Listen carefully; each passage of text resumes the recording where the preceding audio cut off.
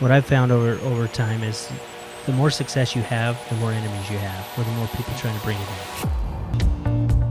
Welcome to the Signature Life Podcast, where we sit down with signature real estate agents with a shared conviction that moving towards things we want in life starts with the choices we make today. We're creating an ever-evolving culture for those who wish to participate in a larger mission to help others achieve their full potential and a signature life. Welcome to the Signature Life Podcast. This is episode 2. I'm here today with my buddy Jorge Mata, serial entrepreneur and local lender here in the Las Vegas market. How you doing, George? Doing very good, Brandon. How are you? Good. Hey, I appreciate you taking your time to be on our podcast. You were a tough guest to get. Yeah, you guys paid the appearance fee, so I'm here. The appearance fees, yeah. And your agent's tough. She's a tough negotiator. Yeah, she's tough. Yeah. So, hey, I'd like to start out a little bit about you and kind of where you came from. Were you born in Vegas? Born and raised. Born and raised. Born and raised. Never had any desire to move out of Vegas, or? A little bit. I have a lot of family, a lot of friends out here, a lot of roots out here. So I thought about it, but I almost felt like I had to do it out here first before I could go anywhere else. Yeah, and you're still working on that. Exactly. Right. Never ends. So you went to high school here and everything? Went to high school, went to Centennial High School in the Northwest. Yeah, had a real good childhood out here. Yeah. So I know your mom's from Logandale? Yep, Yeah, Logandale, so Moapa area, yep. And she's one of our agents too, Elvira. Yep. So, you never lived out there? I mean, that's a No. small town, right? Super small. It's actually a farming community. If you guys have never been there, I highly recommend you guys go out there and take a little trip. It's really fun. It's right by Valley of Fire. I sound like I'm probably the mayor or something out there, Yeah. but it's really cool. Growing up out there, we would go out there a bunch. I know. I've been out there once. It's because the county fair is out there. Yep. So it's a good time. It's like an hour drive. Yep. Right? So, well, and I appreciate you brought in some gifts. Well, not really gifts, some show and tell. Yeah. And you're trying to get me liquored up. I appreciate that.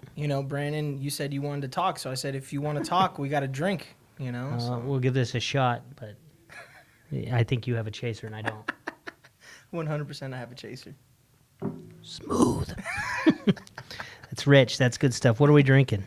We're drinking single barrel Jack Daniels. It's the main reason why I like this one is because it's got the Golden Knights emblem on the bottle, and it's good smooth whiskey, but mainly it's for the Golden Knights. So you're a big fan. Obviously, you're wearing the shirt. Big fan. Brought in the glasses. Yeah, growing up out here, we had the Las Vegas Thunder. I don't know if you remember them. Before the Wranglers, huh? Before the Wranglers, and one of my friends growing up, his parents had season tickets. And so I remember getting a taste of the Thunder, and before they started every game, they would play AC/DC Thunder. Thunderstruck? Yeah, and so I was like, hockey's cool. And Wranglers came. I wasn't really into it too much for whatever reason. And soon as we got a team, it was announced. All of a sudden, I just started reading up on hockey and became like this huge diehard hockey fan. That's interesting. So I'm from Salt Lake, and they had the Golden Eagles is what it was, and now they're the Grizzlies, kind of the similar type thing. And I remember being able to go to the games for like $10 and sit behind the goalie. You'd pick up the tickets at the grocery store, and Nice. It was good. But there was never any real fans in there. Like, it was never sold out except for one night of the year, which was Bikini Night. So they filled the arena then. And I went to some of the Wrangler games here. But it's a whole different environment with the NHL. 100%. And so I was never really a hockey fan until I went to my first game, and now it's second year in a row of season tickets, and it's nuts. Yeah, it's awesome. But they did a lot for this community. They did. And, the one thing that used to always just irritate me was people would always say, Las Vegas would never support a pro team. We'll never support a pro team. It's not the type of fan base to support a pro team. And look what we did. Like, not only did we support them, but now the Raiders are coming. Now MLB teams are talking. NBA teams are coming. Everybody wants to jump on board on the Vegas train. But, Bill Foley and the Golden Knights will forever hold that spot in my heart because they were the first ones to take a chance. And they were Vegas born. They were Vegas born. Yep. So, the Raiders are relocating in, but Vegas was from the ground up here. Right.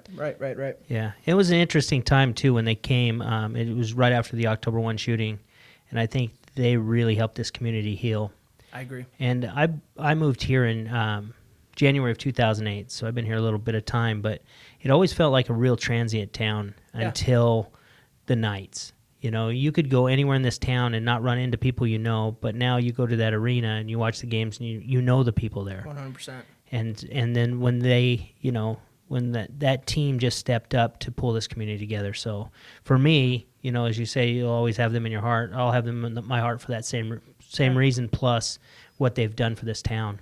I used to always hear, I remember one of my buddies, he's from Seattle, Washington, and he used to always say, like, when you have a local team and everybody's talking about the same team and giving each other high fives, he's like, you just don't get it. And I really didn't. I didn't really get what he was talking about.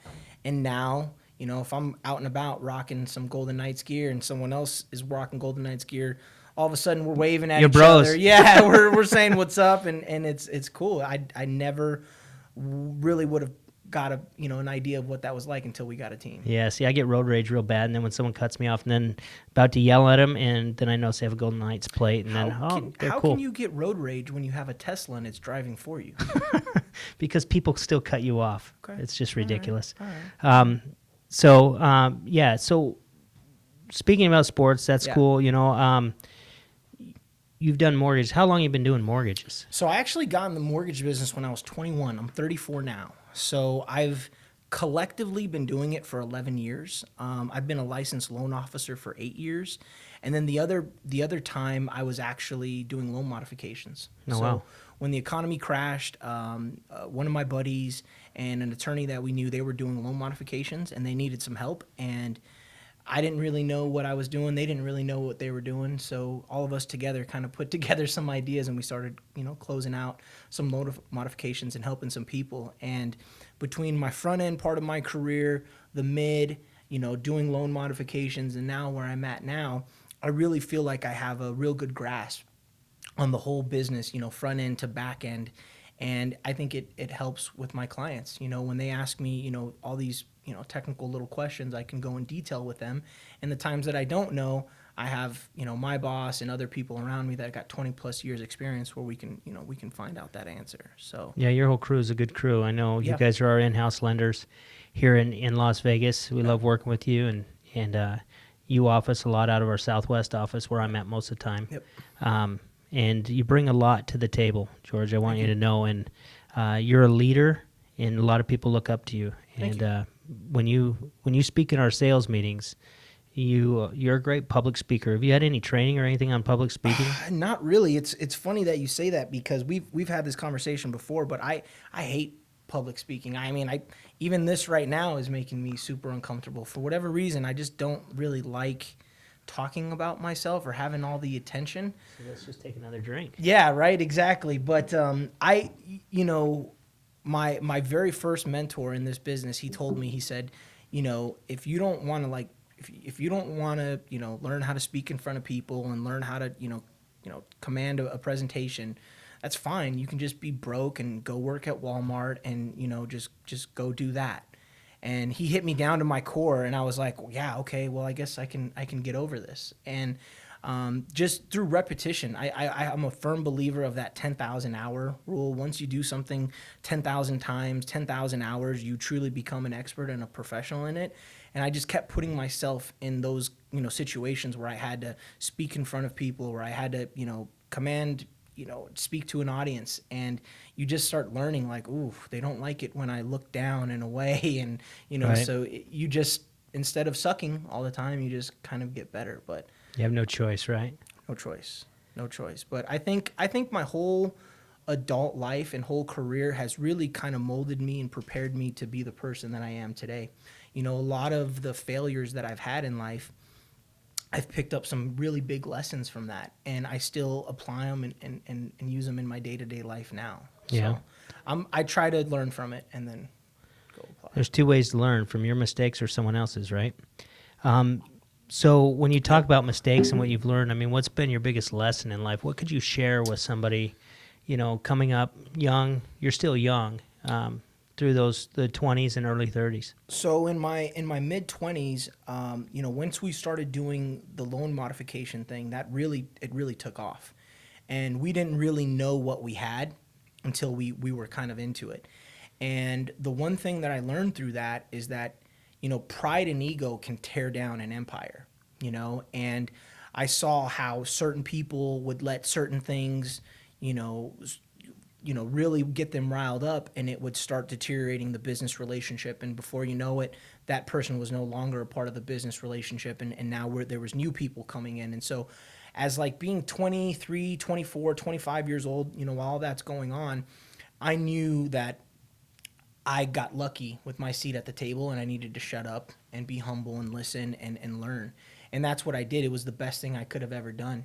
Being around an attorney all day for 4 years, being around, high level business people that are putting together business plans, planning it out and then creating it. I got to see how all that worked.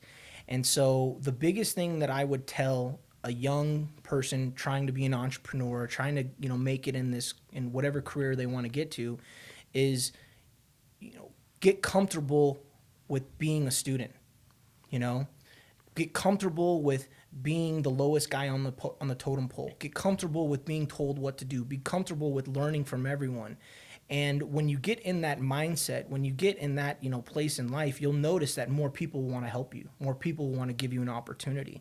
And I think when I was in my early 20s, that part really went over my head. Once I got a little bit of taste of success and that I could, kind of do some things, I just really let it go to my head. And lo and behold, you let that pride build you up, and eventually you crash. And tear you down. And it tears you down. And then, when that happens, for me, I started looking back at, oh man, maybe I blew this opportunity. Maybe I'm never going to get another opportunity like this again. And it's real easy to fall into a little rut, into that negative, mindset. And the only thing you can do is just start all over and build back up. And that's where that humility, really factors in, because it's tough to then go get a job and be the lowest guy on the totem pole when you've done all these other things and no one cares. No one cares what have you done lately, right? Right. And so when you were doing that, I mean, obviously you learn a lot by coming and working with successful people. That was a tough business. I know it took a lot of effort to get approvals from banks and stuff like that. I mean, was the money good? Yeah, that was good. We were splitting it up through a bunch of us at the time, but the partnership was, it was a volatile time. Clients were, at the point of possibly losing their house, so they're stressed out. Whenever I'm making contact with them, they're stressed out. Attorney's stressed out because there's a lot of liability for him and his firm, right? Sure. Me and the processing team, we're stressed out because we feel like we should be getting paid more for all the work we're doing, right? And then there's a sales team that, they feel that, we should be doing things faster, whatever the case may be. And so, you just learn, you really learn to kind of take everything in, not make a quick decision, see all sides and, take it from there. So did you guys see that through the end of the market changing, or did it collapse before that? Yeah, so it was crazy times. The mortgage lending division, the MLD, and all other federal agencies that were governing the mortgage loan modification companies, they started changing the rules. Right. And they said, look, from now on, we don't want these loan modification companies. You have to do everything through the law firm. Well, at that point, we decided, the attorney and I decided that, we work very well together. We should maybe try to keep doing this. And so we split part from everyone and just started doing just really referrals. Before they were doing a lot of TV advertising, and that brought in a bunch of business, a huge amount of business. And so we said, you know what, let's just do it, just referral, word of mouth, and we'll just take it from there. And we did. And we did that for, I think, another little while. I don't want to say the exact time, but we did that for another portion of time. And it became to be a dirty business. You know what I mean? And we noticed that the economy was starting to come back up. This was like around 2011, 2012. And we liked working together, me and the attorney. And so we said, you know what? Let's try to do something else. And he was a corporate attorney. Shout out to Silver State Legal, Chris Grobel. He's a very good man. He said, look, I've got a shelf. He had a bookshelf full of corporate licenses and LLCs already ready to go. He said, just pick one. Just pick one that you think we can do something at. And so I pick auto license. So at the time I had a Range Rover. I had a few little toys. I was being really stupid with my money. And I said, well, let's buy what we like. Let's buy some Land Rover, Range Rovers with 50, 60,000 miles. Let's buy some BMWs, some Mercedes, and let's just, sell them, And so he invested some money. I put together a business plan, and for 30 days, nothing happened. So like a car lot. So it was a car lot out of his law firm. So we bought 4 cars. It was like 2 Range Rovers and 2 BMWs.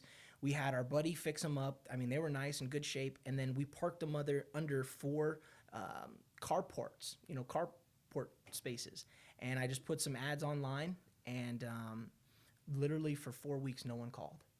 And so, like, every week I'm going out there, like, starting up the cars, wiping them down, like, today's going to be the day someone's going to call, And by week 3, the attorney started, freaking out. And he's like, dude, what are we doing? Like, this is X amount of money spent out here. Like, this is, like, what are we doing? And I remember going home that night and just, like, overanalyzing everything and being like, what am I doing? I don't even have the qualifications to be running a business. I don't even know, what am I doing? And I just started second guessing everything. And I remember I didn't get much sleep that night.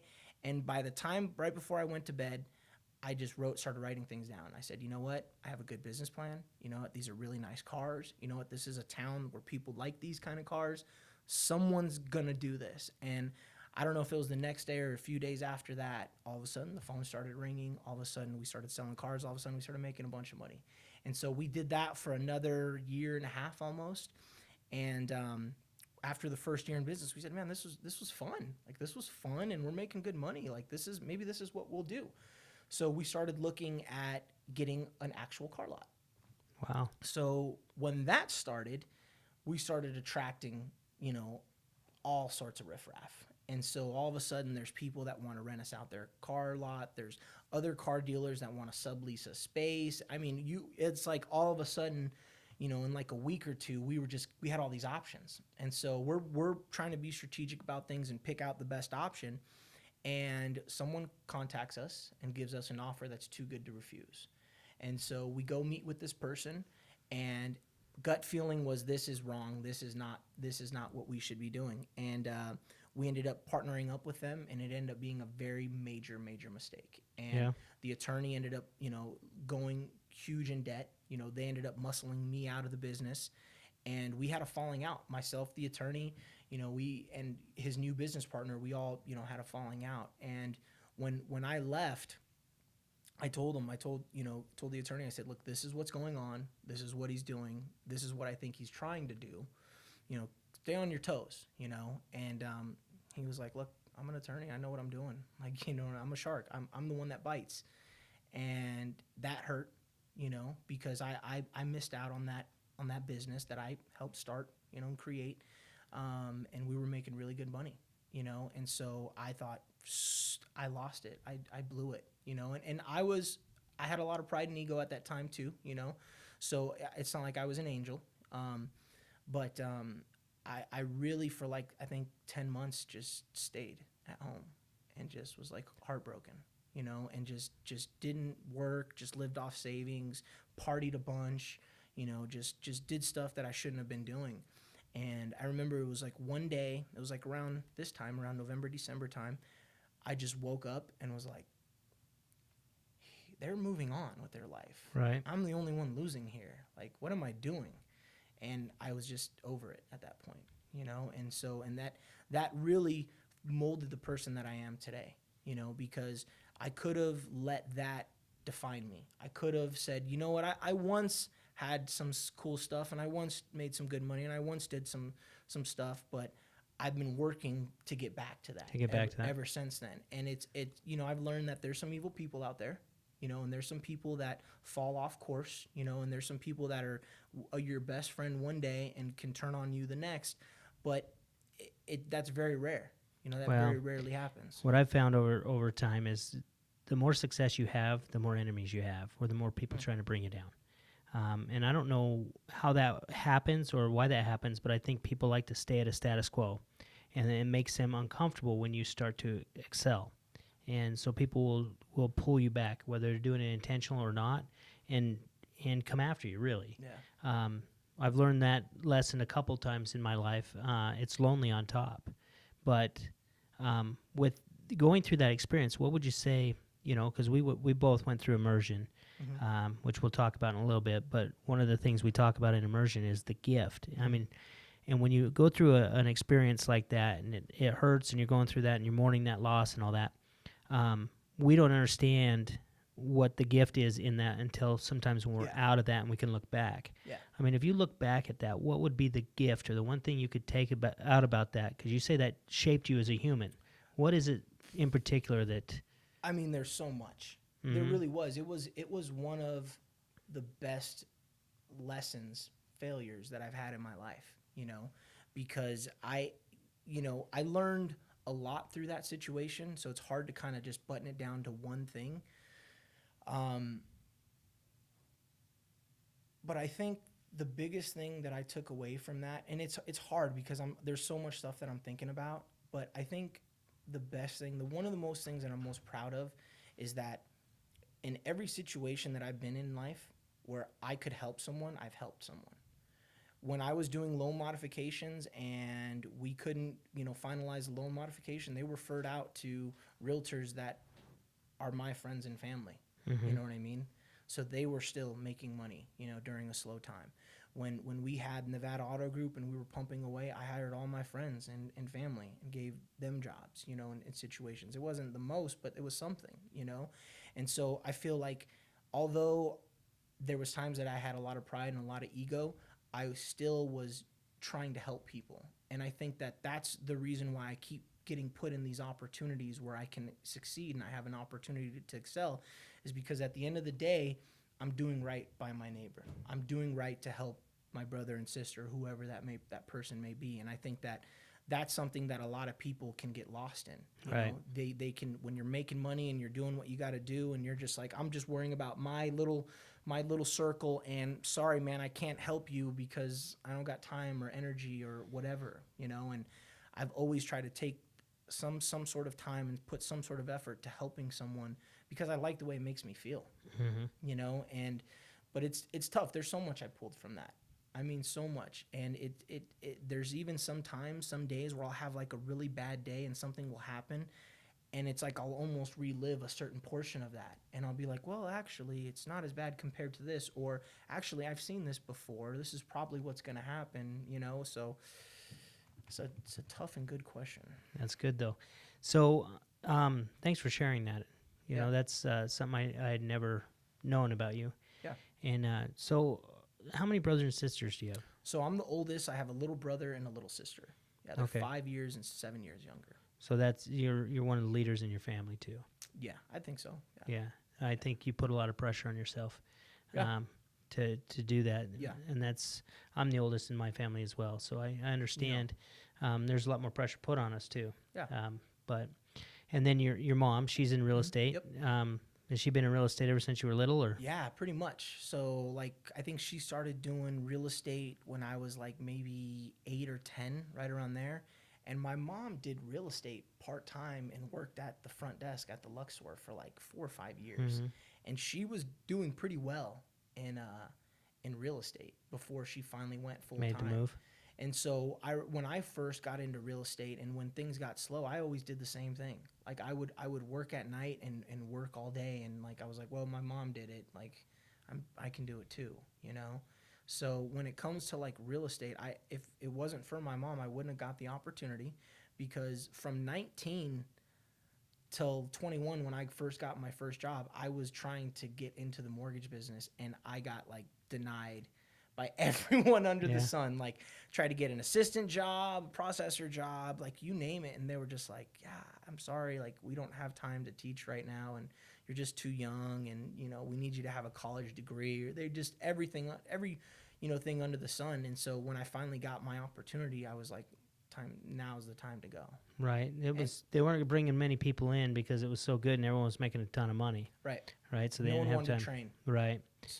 So, and then how was it growing up? I mean, in a real estate family, because there's peaks and valleys. Yeah. Yeah. As a child, do you feel that stress? 100%. So my dad was always trying to start businesses. My mom was obviously in real estate. So, money comes and goes and stuff like that. And I learned really young that my parents could work really hard and make more money and do really well, and our lives could change in a year compared to some of my other friends who, you know, their life kind of stayed the same.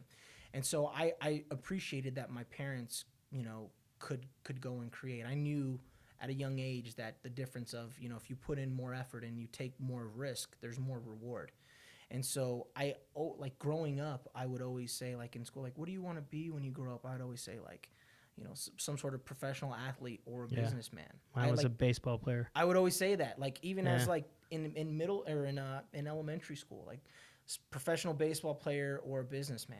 Like I was like, yeah, I like that. I like, you know, I don't know, it's just an allure of that. As a little kid, you see the boss and you're like, man, that's kind of cool. I want to do that too. Yeah, so your upbringing helped create the entrepreneurship that you have inside. And the same way, it taught me to be very good with money and tight with money. You know, although my early 20s, I was really stupid with money, from 25 and on, I've been really smart and really, really good with money, you know? And so I learned that, look, you know, there's a possibility that you're going to have a slow month next month. You know, you might not make any money next month. You know, you need to live within this budget and keep money stashed to the side. Right. You know, so that's huge. So how did you get your break into the mortgage industry? My mom. Your mom. I owe it all to my mom. So my mom worked at Prudential Americana, and it was on Lake Mead in Buffalo. They had a countrywide full spectrum lending office right across the hall. And it was a call center. And the guy was trying to get my mom's business. And she said, look, I have a son. He's 21. He's been trying to get in the mortgage business. If you hire him, I'll give you my business. And so the guy meets with me, and thank God he got in young. Someone gave him an opportunity. He was like in his mid-20s, branch manager, killing it, making a bunch of money. And he had they were all from Boston. And so they had a whole office full of Boston guys, and they were all young, and I just fit right in. And they took me right in their wing, taught me a lot. Like I have so much to thank to them. His name was Lee. I know his last name. I'm not going to drop it. But Lee M., dude, you are my boy for life. Yeah. Yeah, he subscribes to the Signature Life podcast. He was our number 2 subscriber. I knew it. He knew you were coming on. Yeah, yeah. No, that's cool. Everybody needs an opportunity and a door to open. And fortunately for us at Signature, you stepped through that door and learned the business. So you worked there. That company's no longer around, obviously. So where'd you go after that? So so that was a crazy time working for Countrywide back then, because we were kind of, you know, enemy number 1 at the time, you know, and the media just kind of set their sights on us for whatever reason. And Bank of America bought us. And so all of a sudden one day, just like some guys in like black suits kind of show up and they go, hey, yeah, you know, we bought your company. Here's a severance package. If you want to keep your job, here's the interviews for tomorrow. Like, you know, do what you got to do. And I remember our whole office was freaking out, and like everybody's panicking. And I'm like 22 at the time now. And I'm like, oh my gosh, like, what am I going to do? You know, I'm like thinking like, you know, everyone's telling me like, you're young, don't worry, you can still figure it out. And I'm like, crap. So I took the little severance and I left. And I remember I went and worked as a electrician's apprentice for, I think, 9 months. And I got kind of sad, and I was like, man, like, I guess this is just what I'm going to be. Like, I'm just going to go work construction. I'm just going to do this. And like, this is what my life's going to be. Like, I tried to do that white collar thing and it didn't work, and you know, that's it. And so, my superintendent and foreman, they knew that I did loans. And so at lunch breaks and breaks, we'd talk loans. And so then they started asking me to check their math. And then they started asking me to do all these other things. And I was like, you know what? I'm smart. I think I might have something, you know, I might be a little bit smart. And so that's when the phone rang and they called and said, hey, we're doing these loan mod things. Do you want to come help?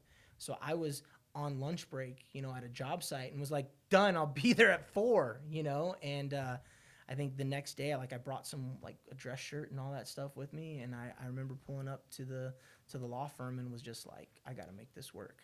So when they asked me, they were like, do you know how to do these and all that stuff? I'm like, yep. Absolutely. Yep. Know how to do it. Yep. Can have it done for you. No problem.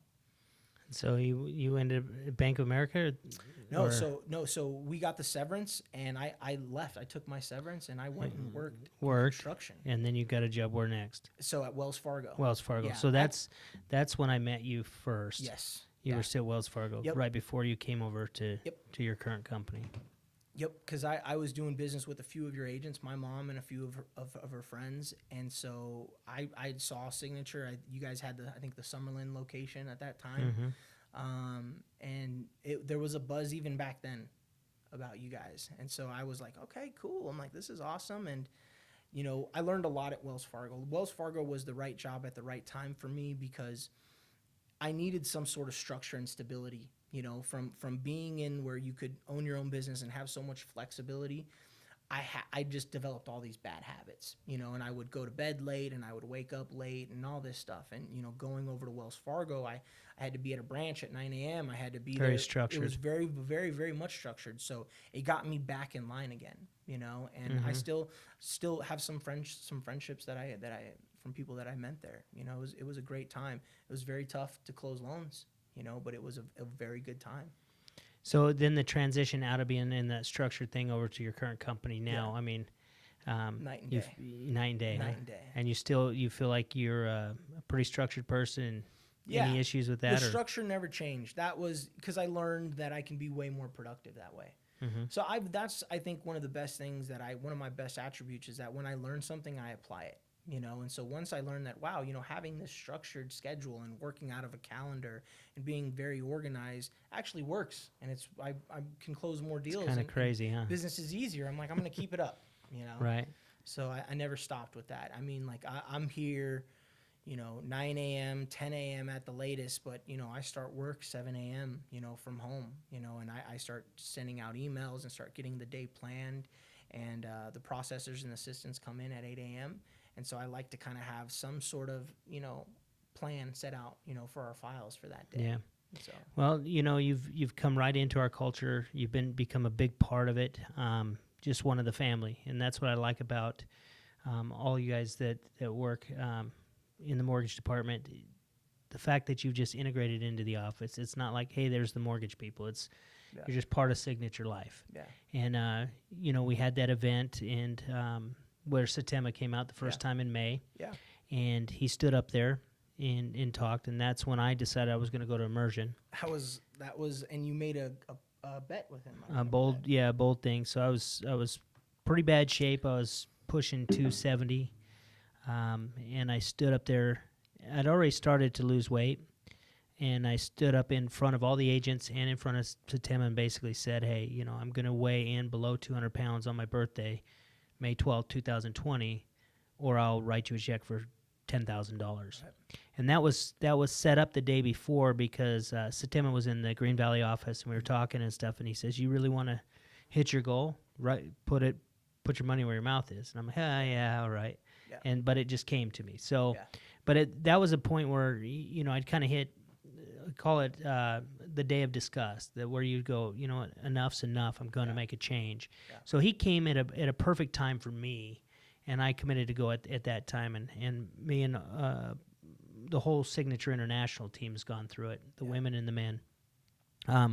When was it? Was it when he came back out to the sales meeting, or back in May that you decided that's something you wanted to do? So that both times. So in May, when he came and spoke, and when you made that declaration, and when Vandana, said her part, and everyone was sharing all this intimate stuff, and later on we had that round table with him.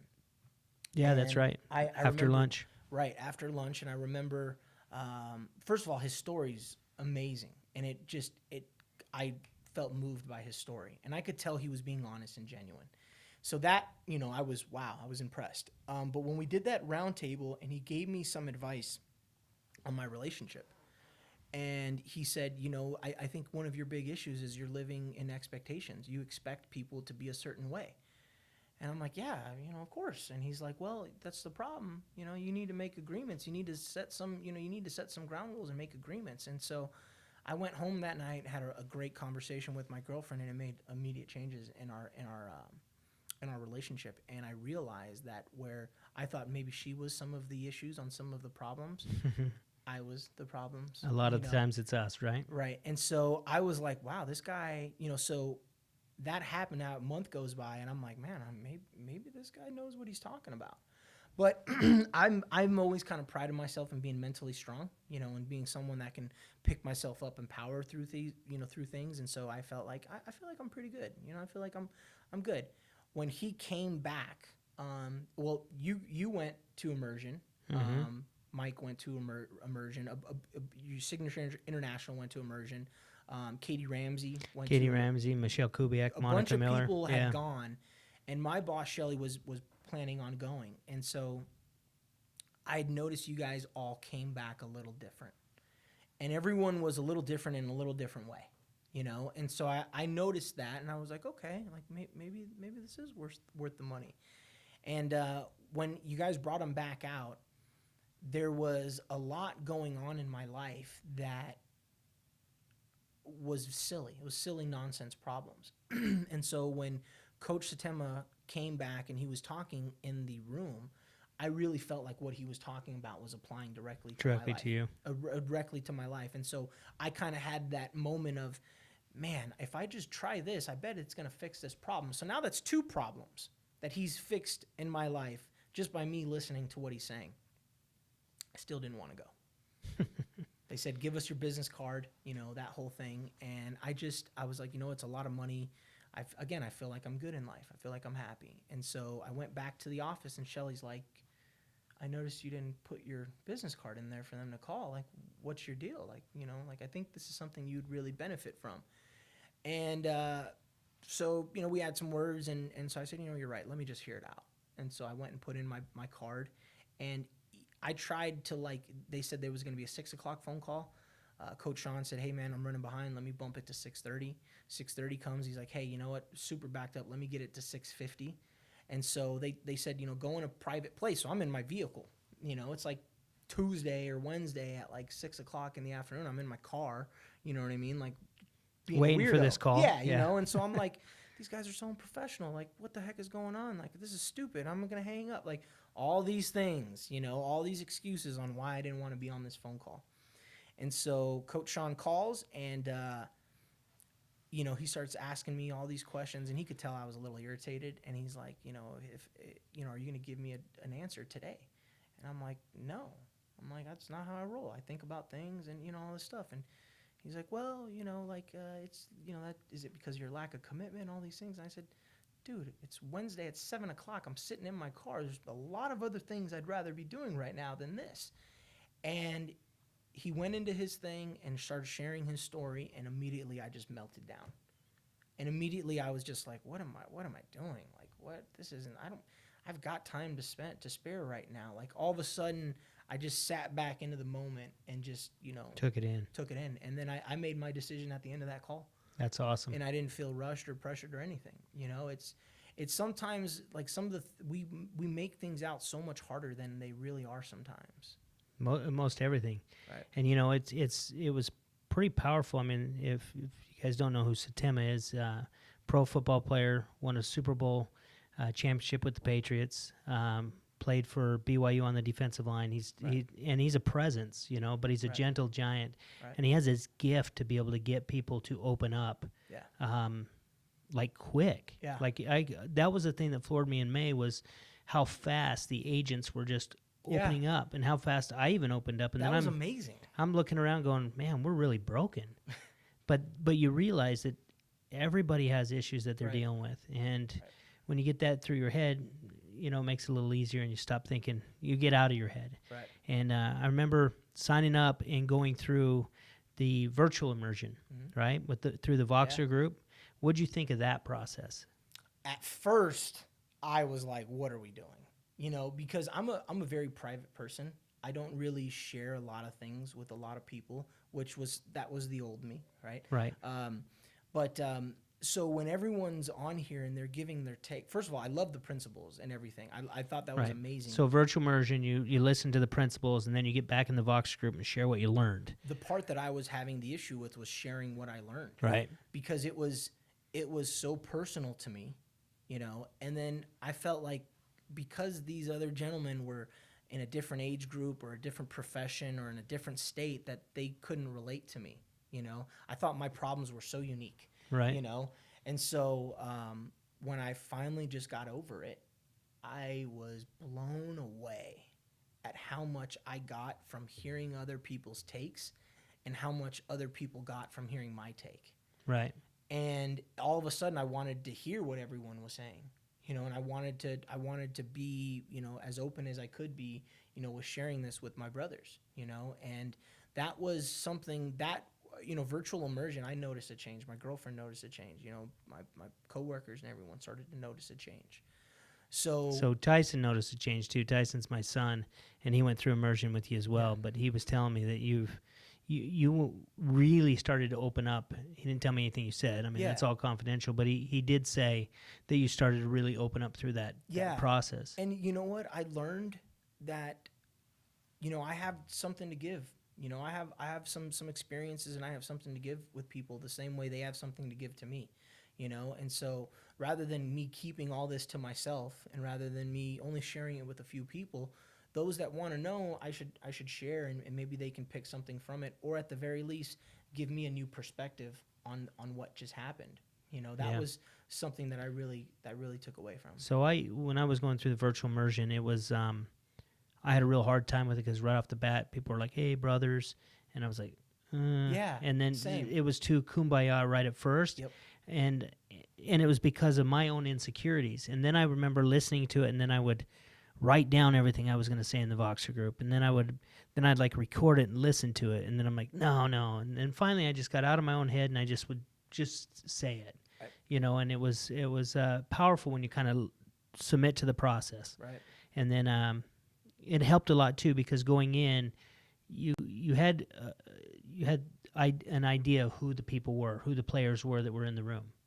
A lot of them are a lot different than I put them out to be on the Voxer group, but man, they truly are my brothers, and I know you probably feel that way about your group you went through when you go through something like that. So it was hard for me to adopt that at first, but man, I'm all in now.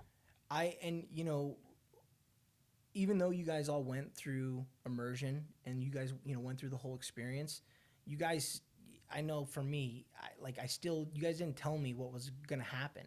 It was still new to me, Mm-hmm. And so the few times that anyone would try to explain it to me, I just didn't get it.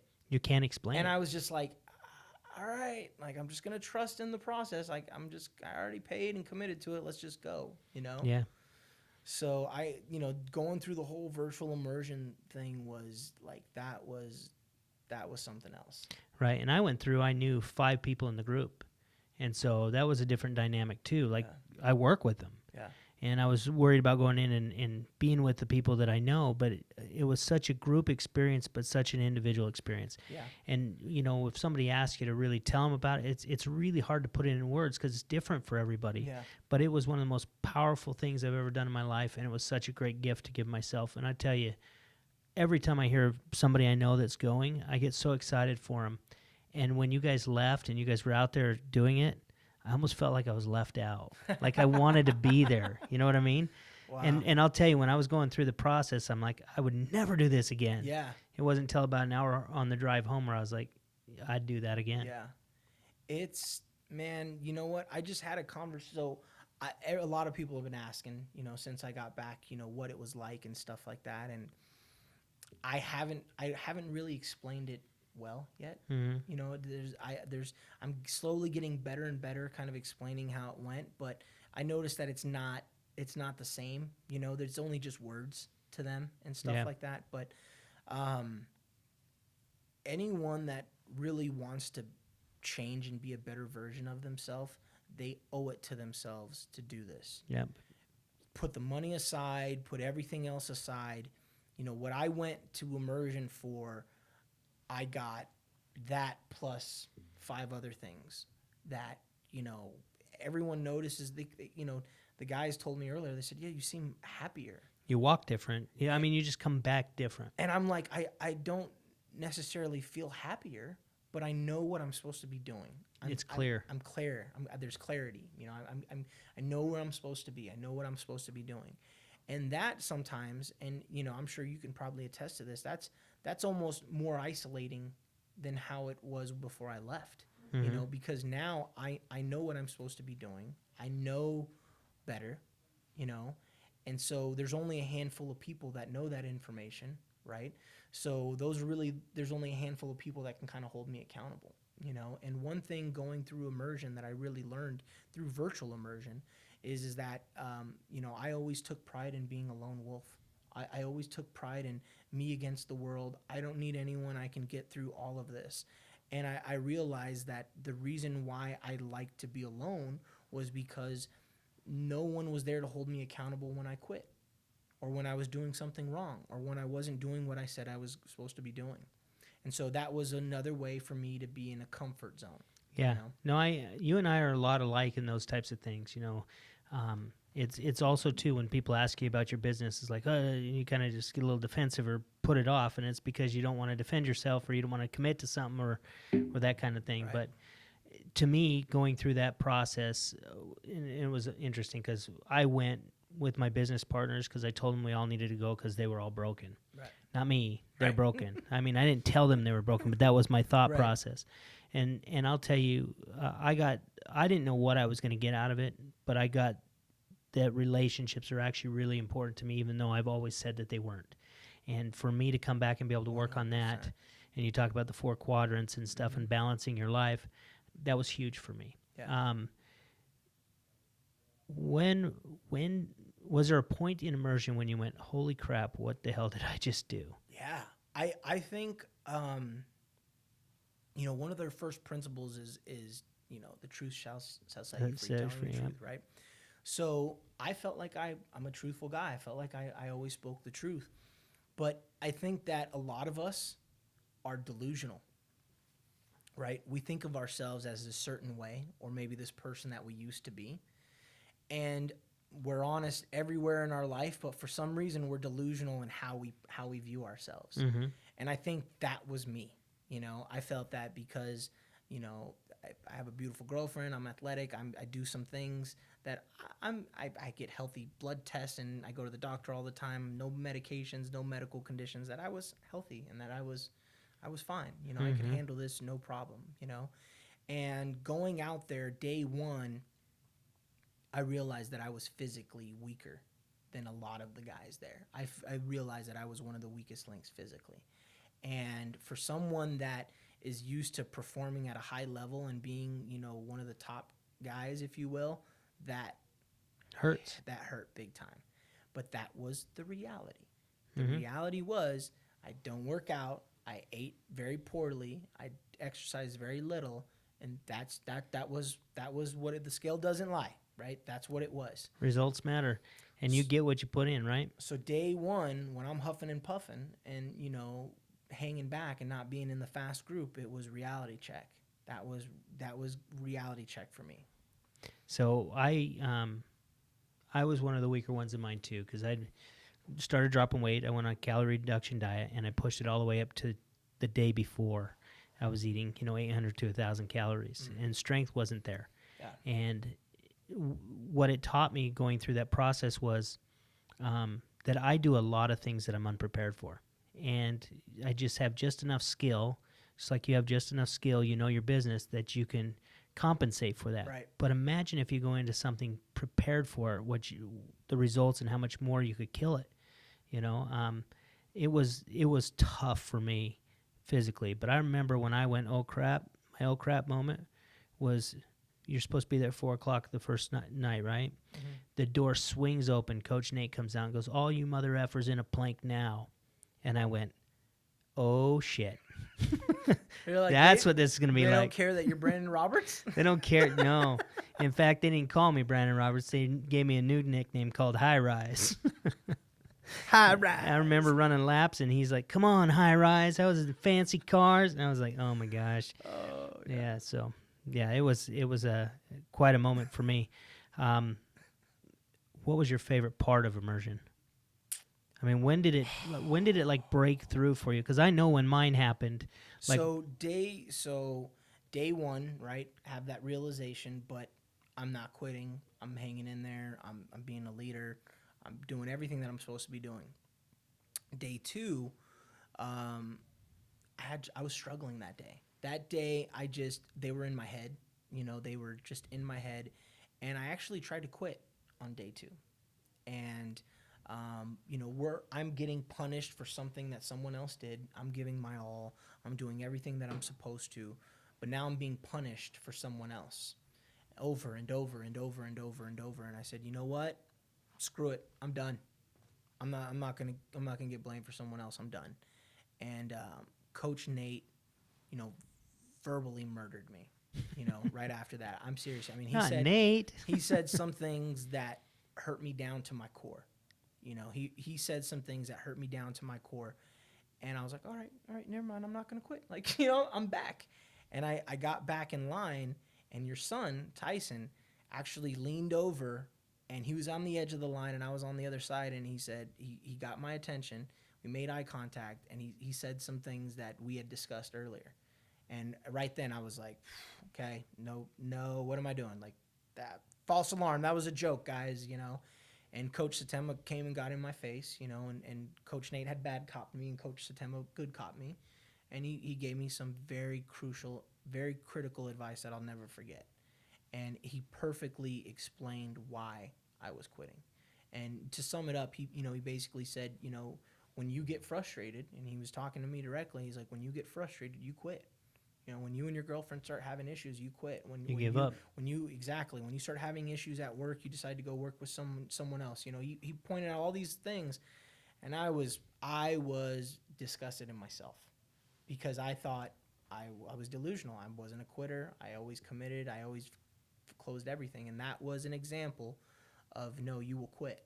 And when I was getting ready to quit, I was thinking about all the comfort things in my life, right? Hey, I make good money. Hey, I have a good job. I don't need this. Yeah, I don't need Coach Nate to be mother effing me. Like, I got this hotel room till Sunday. Girlfriend comes in on Friday. I can eat 2 days of fish tacos. Like, all these thoughts came into my head, and I had that moment of weakness. And when I realized how much I had disappointed everyone, I knew that I wasn't going to quit. And so day 3 was my favorite day, because day 2, I don't run away. From when I make a mistake, I own it. So everyone knew that I tried to quit. The guys in my group gave me shit for it that night. And I went home and I told my girlfriend. We FaceTime, and she was like, "No, you didn't quit. Like, you did." And I'm like, "No, I tried to quit for sure." Pretty close, right? I'm like, I really did try to quit. Like, and she was disappointed, and the coaches were disappointed, the guys were disappointed, and I was just like, no. I was so disgusted in myself that I was like, I'm not gonna quit. So I hung up that night on day 2. I got some sleep, woke up an hour earlier, drank a bunch of fluids, stretched for like 45 minutes, listened to some good music, and got mentally prepared for it. And when day 3 started, that was my favorite day, because when day 3 came, I noticed that some of the other guys were scared, because they told us, like, hey, we're going to go on this long hike with this 50-pound sandbag, and it's going to be long, and who knows when it's going to end. And when you think it's going to end, we're halfway. There is no finish line. Right. So I had already knew that I wasn't going to quit no matter what. I was like, I'm not going to quit no matter what. So day 3 starts, and we get going, and of course, it splits up, right? There's a fast group and a slow group, and all of a sudden I break apart from the slow group, and I'm by myself in the middle. So there's a fast group with the coach, there's a slow group with the coach, and then I'm just by myself, on this trail. And I had to use everything that I had learned, earlier in those few days, plus all my past life experiences, to get me through that really long hike. Because halfway through, my body started to cramp up. My legs started getting stiff, and I wanted to quit. And there was no one around, no one there to give me a pep talk like there was before on day 2. Just you in your head. It was just me, and that was it.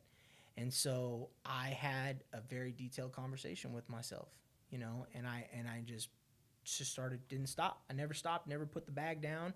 And my time, I actually sped up on the second half of the hike.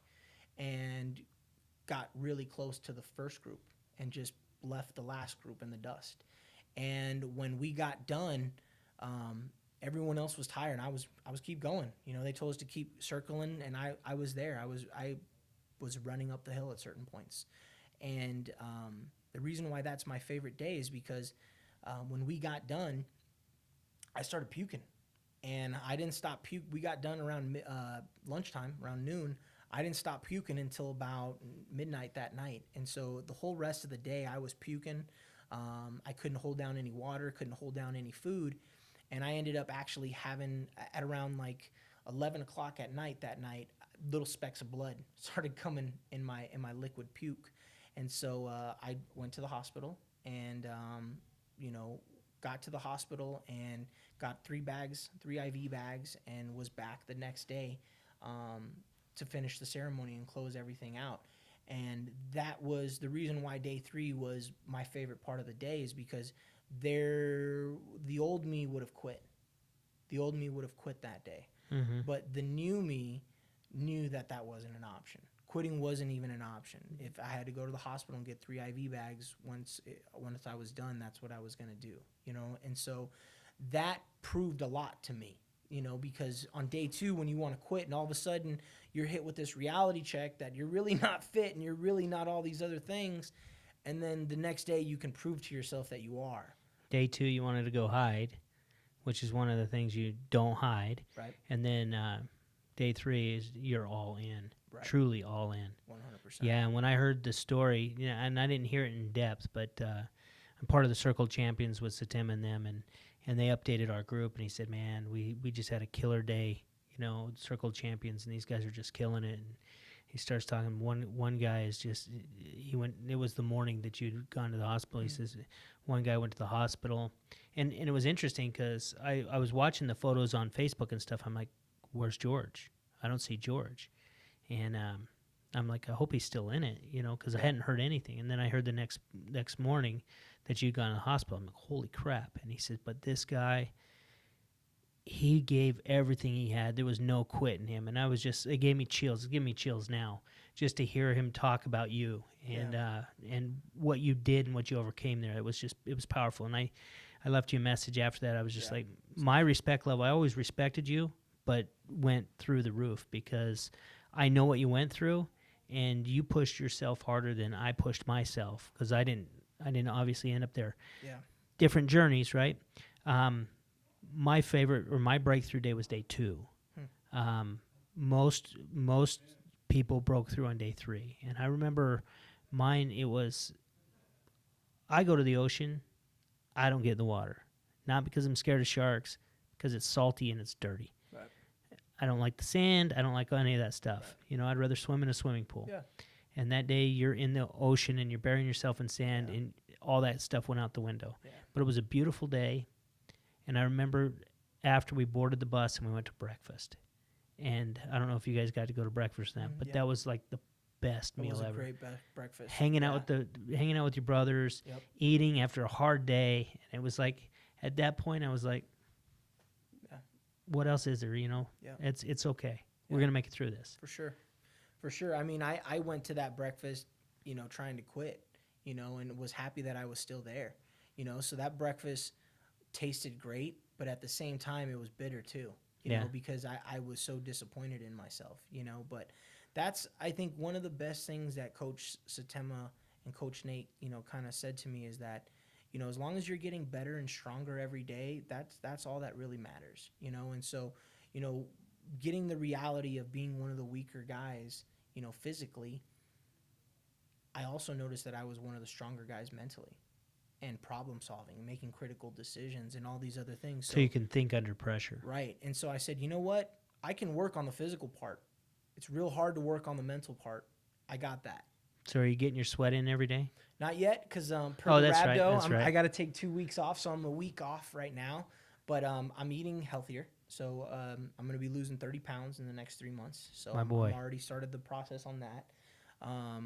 And I've really, through day 3, I found the love to push myself again. To push myself. Growing up in middle school, I wrestled a lot. And, and I sucked. but I was like tough, you know? And so I noticed that in 6th grade, I got beat by everyone. 7th grade, I started beating, you know, half of the guys. And by 8th grade, I was smoking everybody, you know? And I remembered, like, you know what? Like, you're right. It's gonna be a long, you know, haul, but as long as you're getting better, slowly but surely, that's all that matters. It's all gonna work its way out in the end. Yeah. Would you do it again? Yeah, 100%. You would. 100%. Boy. Yeah, you know what? There was a time when when I'm in the hospital, and Coach Nate, which those of you guys that don't know Coach Nate is a former lieutenant in the Army. He for fun, he runs 100-mile races. So, you know, marathons are like nothing to him. And he's a very nice, sweet guy, but he's Sweet? I wouldn't use that word. okay. Yeah, he's a nice guy, but he is like tough. You know, he is really, really tough, and he is by no means not a softie. And so when I'm in the hospital and I had just woken up and they're doing a bunch of blood work, he stops by. You know, I think he was surprised I think he was more upset that he didn't kill me, you know? So he was like, you know, he's like, how did this guy not die, you know? So I got to go in and check this out. yeah. So he comes in, you know, and I see him, and I'm really surprised to see him, you know, and he's like, hey, how are you? You know, and I'm like, I'm fine. They got me on these fluids, you know, I should be back, you know, any minute now. And he's like, you know, like, hey, just hang out here, you know, and do, you know, whatever they want. I hear you got, you know, rhabdo, and that's pretty serious, you know, and you need to do what they say. And he goes, you know, do you regret it? He's like, do you regret anything? You know? And I was like, no. I'm like, I know there's going to be a hospital bill here, and I know that this wasn't exactly the plan. Immersion got more expensive. Yeah, I'm like, but no, I don't regret it. Like, I proved to myself that I wasn't a quitter, and I proved to myself that I will do whatever it takes to win. And this is something that I knew, but I wasn't sure anymore. You know, I did that stuff a long time ago. I don't know if I can still do that now. And I hope Coach Nate doesn't get mad that I say this, but, you know, he shed 2 little tears. You know, he shed 2 quick little man tears, and he sucked them up real quick. So it wasn't a full-out cry, but he just like he showed a little emotion. It was just like one, I mean, very small, you know. And then he ran out of there, didn't he? Yeah, and he went and did 100 miles. He was like, he you know, he kind of sucked it up real quick, and he was like, you know, we'll see you when I see you, and, you know, we'll get the whole ceremony thing worked out. Don't worry about it. Just stay here and, you know, just listen to the doctors. And he got up and he left, and I was like, I'm getting out of here. I'm like, I don't care what's got to happen. Like, I got to get to this ceremony. Got to finish this I got to finish this out, you know? And so the doctors didn't want to let me leave. You know, the doctors were not, you know, they wanted to keep me for like 2 to 3 days. And after 6 hours of sleep and 3 IV bags, I felt pretty good. And I said, hey, you know, I feel pretty good now. I want to leave. And, you know, and they were like, they gave me every reason not to leave. And then they just started saying, look, if you leave, because I said, look, I'm just going to walk out and leave, you know. And they're like, well, if you leave, we're going to reject your insurance, and you're going to get hit with this whole medical bill.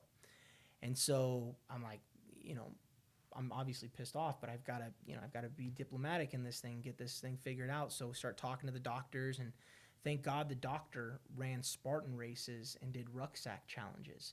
Oh, yeah? So when I started telling him about all this stuff that I've been doing, he's like, don't take this the wrong way, man, but you did all that? Like, you know, you're not in the best of shape. And I'm like, yeah, I did. That's kind of why I'm here. Like, I got to finish this out. And he's like, okay. He's like, we're going to figure out a plan. You know, and so we figured out a plan, and he let me go, you know. But none of the coaches thought I was going to come back. You know, they thought I was going to be in there, you know, for a few days. And I felt better. You know, I felt better. I could walk around. I could move around. I felt back to 60%. And I knew we weren't going to be doing any physical exercises that day on the last day. So I said, you know what, I'm going to go. I'm going to go, and I don't regret it at all. Nice. You know, because seeing everybody's faces and seeing me come back, you know, it was awesome. And then I don't regret it. Beautiful. At all. Well, tell me about this football. So this football. So I guess you guys didn't do this, right? No. So this football, they give to, they call it the game ball. So they gave out 2 of these game balls. And so this game ball, is meant to represent, some like the MVPs, some people that showed, good leadership, good bravery, all those things. I was awarded one of the game balls. It was one of two. The other guy was a cool guy, Nicholas Stone, out of Salt Lake City, Utah. I know Nick. You know Nick. He's super strong. I don't know him personally, but I was at the event in Salt Lake, and I met him. Really good guy. And so all the coaches and all of the guys from the group, they all signed this football, which is awesome. This means a lot to me. But when I look at this football, what this reminds me of all the brothers that didn't let me quit. And so when I look at this football, I don't really think of it as what I did.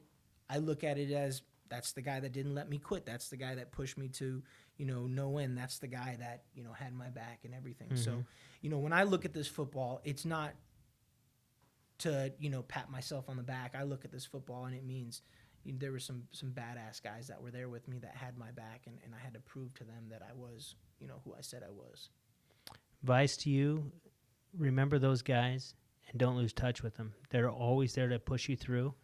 And it's a neat thing, too. You're part of an elite group now, men and women, that speak the same language, that live by the same principles. And there's great power in that. And there's a bunch of them here at Signature, which is pretty awesome. And Satema's now a major shareholder in Signature International, and we've adopted his principles as a company. And it's a major part of creating a signature life. So... And I want to thank you, Brandon, for that, because I know that if you and Mike and everyone didn't bring him on board and give everyone the opportunity to start listening to him, and if you guys didn't fully commit and go to immersion, I don't think I would have ever went. I don't think a lot of us would have ever went. And there's been a bunch of opportunities for me to do things like this, right? In real estate, there's always some motivational speaker and there's always some guest speaker that we have talking. But I think finally, for once, there was someone that talked about, the 4 quadrants of life that I've never seen anyone do at once.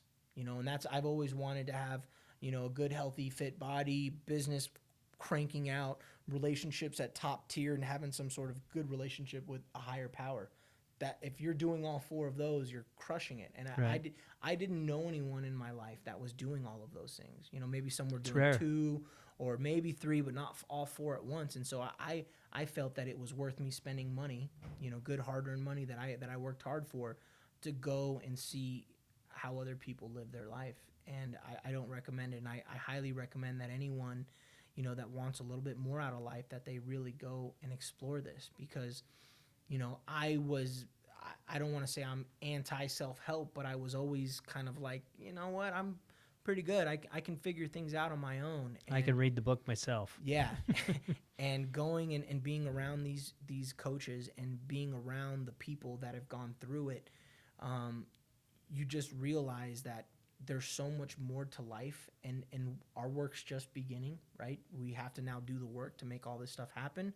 But at least now we have some sort of blueprint. And so I hope that all of us, we all kept a new Voxer group, and we've all been staying in contact and stuff. And I hope that stays. But at the very least, I think everyone through our lending team and on the Signature side, if we could stay together and be there for each other, I think that would be huge. Yeah, stay tuned. We're going to put some good stuff together. But I want you to also know, I'd love to take credit for Satema coming to town. Spencer, our president of Signature International, is the one that first went through immersion and introduced him.